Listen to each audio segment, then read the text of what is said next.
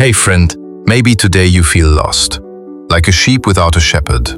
The world feels noisy, life feels overwhelming, and you wonder if anyone sees you, really sees you. Jesus says, I am the good shepherd. The good shepherd lays down his life for the sheep. John 10:11. Not a hired hand, not a distant manager, but the shepherd who knows your name and would give everything for you. I once knew a little boy in our parish. He lived with his grandparents while his parents worked far away. He'd sit quietly in church, always alone. One day I asked him, "Don't you get lonely?" He smiled and said, "Not really, Father. I come here because I know Jesus is always with me." Simple words, but deep truth. Jesus is not just Lord. He is the shepherd who stays, who protects, who calls us back when we wander. Have you ever felt directionless, like no one understands, like no one is guiding you? This gospel is for you, because Jesus does see you. He knows you by name, and even when you stray, he comes searching, never with shame, but with love. I remember visiting a man dying of cancer. He held my hand and whispered, "Father, I'm not afraid of dying. I just hope Jesus holds my hand like I'm holding yours." I believe he already was. Jesus doesn't promise a life without trouble. He promises his presence in every step. When you're strong, when you're broken, when you're confused, he is the good shepherd, and he never abandons his sheep. Today, all you need to say is, "Jesus, lead me home." And I believe you'll hear a voice calling you, gently, personally, by name. There's a saying, people in glass houses shouldn't throw stones. It's a lot like what Jesus taught when he said, "Let the one among you who is without sin be the first to throw a stone." John 8:7. This comes from the famous story of the woman caught in adultery. You probably know it. A group of religious leaders drag a woman before Jesus. They caught her in the act of adultery, and, according to the law of Moses, they say she should be stoned to death.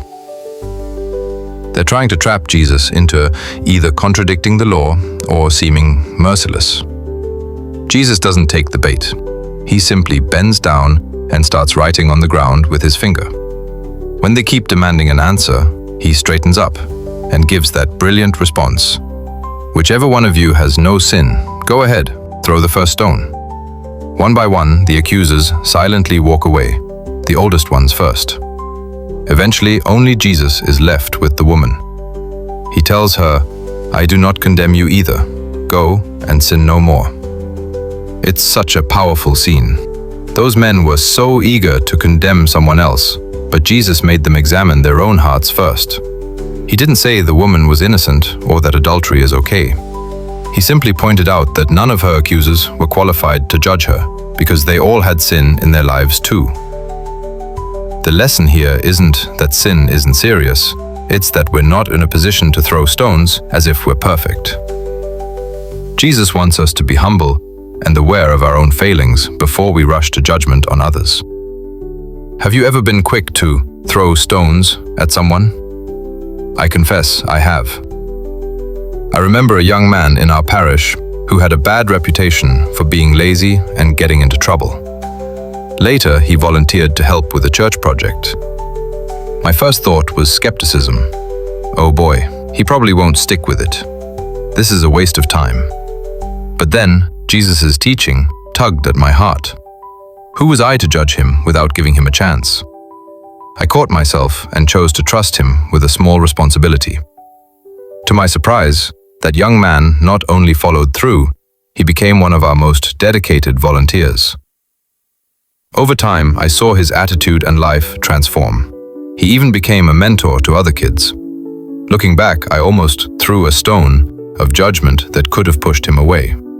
If I had written him off, he might never have had the opportunity to turn things around. In today's world, it's so easy to cast stones. We see a mistake or hear a rumor, and we're quick to slam someone in conversation or online. But Jesus' words remind us to pause and be humble. We're not perfect either. We usually don't know the whole story or what's in someone's heart. There's a saying, be kind, for everyone you meet is fighting a hard battle. If we knew their struggles, maybe we'd judge less and help more. Instead of playing judge, we're called to be brothers and sisters. What does that mean? It means when someone messes up, we don't stand over them in pride, we come alongside them in compassion. That's exactly what Jesus did with the woman. Notice, he didn't say, "Oh, it's fine, what you did doesn't matter." No, he acknowledged the sin by telling her not to do it anymore. But first he saved her life and treated her with dignity. He gave her mercy instead of condemnation. That is truth with love. I love how St. Paul put it. If someone is caught in a sin, you who live by the Spirit should restore that person gently. But watch yourselves, or you also may be tempted. Galatians 6:1. Isn't that last line insightful? It's reminding us that we too could fall into sin, so we should correct others with gentleness and humility, always aware of our own need for grace. What do you think? Next time you're about to criticize someone or pass along judgment, take a moment to recall Jesus' challenge. Ask yourself, have I ever made a mistake? What if all my worst moments were made public? How would I want to be treated? It doesn't mean we ignore wrongdoing, but it means we approach it with empathy and humility. Maybe instead of throwing a stone, we can extend a hand to help them up. That's what Jesus wants from us. If you've learned a valuable lesson about choosing humility over judgment, I'd love to hear your story. Share it in the comments. Your experience might help someone else think twice before judging. And if you agree with this message, please hit the like button and share this video. Don't forget to subscribe so we can keep learning and growing together. Let's practice what Jesus taught, living with humility and compassion, because none of us is without sin. Love your enemies? It sounds almost impossible, doesn't it? When someone hurts us, our natural reaction is anger, resentment, maybe a desire to get even. Yet Jesus tells us, love your enemies and pray for those who persecute you. Matthew 5:44. That is one of the most radical things ever taught, and it's not easy. But hidden in that hard command is a surprising power, the power of forgiveness. Some people think forgiving is a sign of weakness or that you're just letting the offender off easy. But in truth, forgiveness requires incredible strength, the strength to let go of revenge and rise above the pain. I'm reminded of a story that stunned the world in 2006. In a schoolhouse in Pennsylvania, a gunman took the lives of 5 innocent Amish girls. It was a horrific tragedy that could have filled that Amish community with hate. Yet within hours, the Amish families publicly forgave the killer. They even reached out to comfort the gunman's own family. It seemed unbelievable, even outrageous to many observers. What gave them the ability to do something so extraordinary? I believe it was their deep faith and understanding of Jesus' teaching on forgiveness. Have you ever held onto a grudge so long that it started eating you up inside? Holding onto anger is like drinking poison and expecting the other person to die. In the end, it poisons you.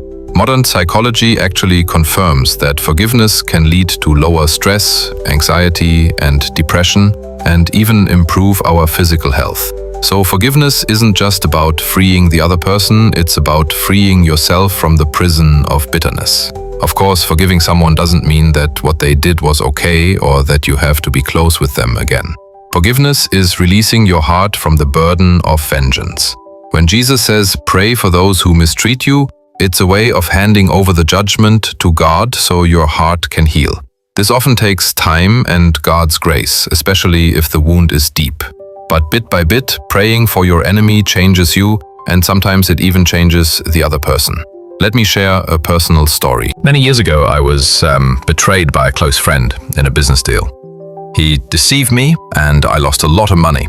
Our friendship was shattered, and I swore I'd never forgive him. But do you know what? Each day I held onto that anger. It was like carrying a heavy chain around. It drained me. Finally, I knelt in prayer and said, Lord, I don't want to forgive. I'm so angry, but I know you want me to. Please help me to want to forgive. That was my honest prayer, every day. Slowly, and I mean slowly, something began to change. Over months, God softened my heart. The moment I truly forgave, I felt like a 100-pound weight was lifted off my chest. In an incredible turn of events, a couple years later, that friend showed up unexpectedly, in tears, apologizing to me. I was able to hug him and say, I forgive you. And I also apologized for holding on to hatred so long. Today, believe it or not, we are friends again. I learned that forgiveness heals both sides, the one who is forgiven and the one who forgives. Are you holding on to a grudge right now? Maybe the person who hurt you doesn't deserve your forgiveness. But think about this. God has forgiven us for so many things we've done wrong. Jesus forgave even those who nailed him to the cross, praying, Father, forgive them. No heart is so hardened that God's love cannot soften it.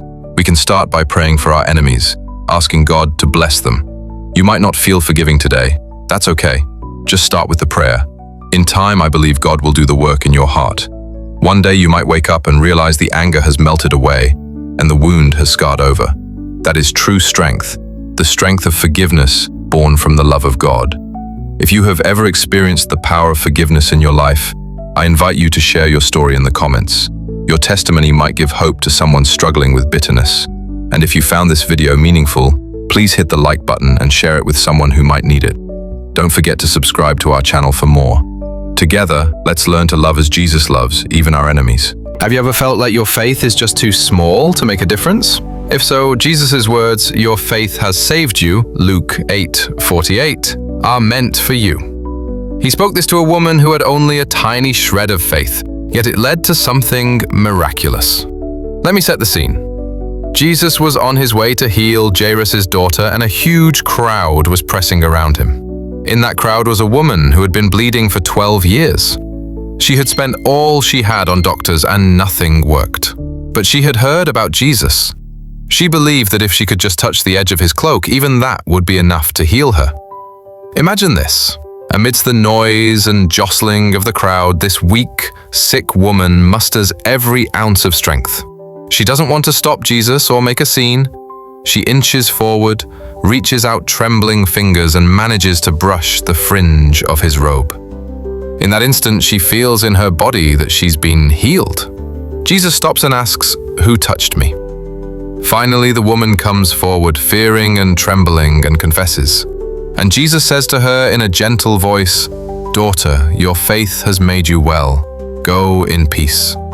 He didn't say, "My cloak has saved you," or "Your touch has saved you," but "Your faith." It was her act of belief, however timid, that drew the power out of Jesus. Isn't that amazing? Such a small action, just touching his garment, led to such a huge miracle. But in truth, the miracle began before her hand reached out.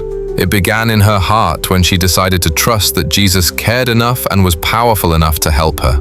Her faith may have been simple and not fully informed, but it was genuine, and it activated the power of God.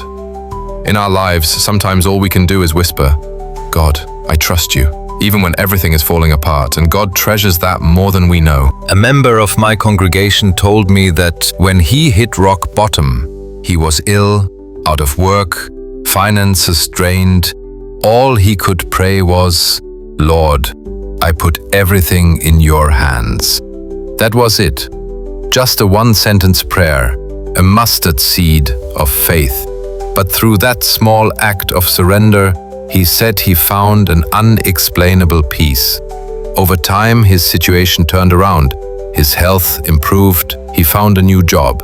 He told me, "Father, I learned that even a little faith in a big God is enough to start changing things." Faith doesn't have to be flashy or move mountains overnight. Sometimes faith is as humble as taking one small step toward God, like that woman stretching out her hand. And that small step, God meets with his immense grace. Do you ever hold back because you think your faith isn't strong enough? Remember, Jesus said faith the size of a mustard seed can move mountains. The key is not how big our faith is, but who we place our faith in. If it's in our all-powerful, loving God, then even a tiny spark of faith can unleash extraordinary power. So if today you feel your faith is weak, offer God that weakness itself. Start with a simple prayer, a single act of kindness, or even just turning your thoughts to Him for a moment. God can work with that. Let Him say to you what He said to that woman long ago. Your faith has saved you. If you have a personal story about a mustard seed of faith producing big results, I invite you to share it in the comments. Your story could inspire someone who thinks their little faith isn't enough. And don't forget to like this video, share it, and subscribe to the channel. Who knows, that one small click, just like a little touch, might be the spark that God uses to work a miracle of faith in someone else's life today. Do you ever feel like your faith is fragile or weak? Maybe you do believe in God, but deep down you still wonder, is God really listening to me? If you've felt that way, you are not alone. In fact, the Bible tells of a father who honestly cried out to Jesus, "I believe, help my unbelief," Mark 9:24. That one line shows us that faith and doubt can exist at the same time in a person's heart. Let me share the story. This father was desperate because his son had been tormented by an evil spirit since childhood. He had even asked Jesus' disciples to heal the boy, but they couldn't. When Jesus arrived, the father pleaded, "If you can do anything, please help us." He said, "If you can hear the uncertainty." Jesus replied, "Everything is possible for one who believes." And that's when the man immediately exclaimed with tears in his eyes, "I do believe, but help me overcome my unbelief." Moved by that honesty, Jesus didn't scold him for having doubts. Instead, Jesus healed the man's son. The father's faith may have been small and shaky, but it was real, and that was enough for a miracle. Does that feel familiar? I think most of us who follow God have moments like this. I'll admit, even as a priest, there have been times I prayed for something, and in the back of my mind a quiet doubt whispered, "Can God really do this?" One of my parishioners once shared with me that he attends Mass every Sunday, yet sometimes as he walks out the door a flicker of doubt crosses his mind about whether the Eucharist is truly a miracle. He felt guilty for doubting. I told him what I want to tell you. God understands our human frailty. What He desires from us is honesty. Just like that father in the Gospel, we can come to God with our doubts and weak faith. Even great saints have gone through periods of weak faith. Saint Mother Teresa, for example, wrote about experiencing years of feeling as if God was absent even while she continued to serve the poor. Her story comforts me because it shows that having doubts doesn't make you a bad Christian, it makes you human on a journey of faith. In fact, studies show that about 65% of Christians have admitted to experiencing a period of doubt about their beliefs. So, if your faith sometimes feels like a flickering candle, take heart. You are in good company. What truly matters is bringing that flickering candle to God. You can pray, "Lord, I believe in you, but my faith feels weak. Please help me." That isn't a lack of faith at all. That is faith, alive and struggling and real. It takes faith to ask God to strengthen your faith. When we are weak, God is strong. When we are honest about our doubts, God can work with that and help our faith grow. It's when we hide our doubts or run from God that we get stuck. So, if you're wrestling with doubt right now, don't beat yourself up and don't give up. Do what that father did. Bring your doubt to Jesus. Pray even if you feel uncertain or empty. Often it's in those vulnerable moments that God's grace can touch us most powerfully. Have you ever experienced a time when your faith wavered? Have you dared to pray, "Help my unbelief"? I invite you to share your experience in the comments. Your story might encourage someone else who is struggling. And if this video gave you some comfort or insight, please hit the like button and share it with someone who might need it. Don't forget to subscribe to our channel so we can keep exploring faith together. We are on this journey side by side, and God is with all of us every step of the way, helping us through our unbelief into a stronger faith. Have you ever felt like your life was caught in a storm? When everything is crashing down and you're afraid, barely hanging on? I think we've all been there. You know, there's a story in the Bible about Jesus' disciples facing a very real storm like that. I want you to imagine this. It's the middle of the night on the Sea of Galilee. A small fishing boat is being tossed by howling winds and huge waves. The disciples, even these tough, experienced fishermen, are panicking. They're exhausted and terrified, thinking this might be the end. Suddenly, through the pouring rain, they see someone walking on the water toward them. They scream in fear, convinced it's a ghost. But then a familiar voice calls out, "It is I, don't be afraid." Matthew 14 verse 27. It was Jesus. He came to them, right there on the raging sea. That simple phrase changed everything. In an instant, their fear began to melt away because they realized their Lord was with them in the storm. I remember going through some personal storms in my own life. A few years ago, I lost my job without warning, and my family plunged into a serious financial crisis. That night I couldn't sleep. My mind replayed every worst-case scenario. But then I remembered Jesus' words, "Don't be afraid, I am here." So I closed my eyes and prayed, imagining Jesus sitting beside me, saying, "I'm with you, we'll get through this." And you know what? A calm gently washed over me, a peace that didn't make sense given the circumstances. By morning, our problems hadn't vanished, but I felt a new strength and clarity to face them. Have you ever felt God's presence like that in your tough times? It reminds me of the famous story, Footprints in the Sand. During the hardest parts of a man's life, he saw only one set of footprints on the shore, and he thought God had left him. But it turned out that in those times, God was carrying him. In the same way, we might not recognize God's presence in the middle of our storms, but He is there carrying us when we can't carry ourselves. The lesson here is powerful.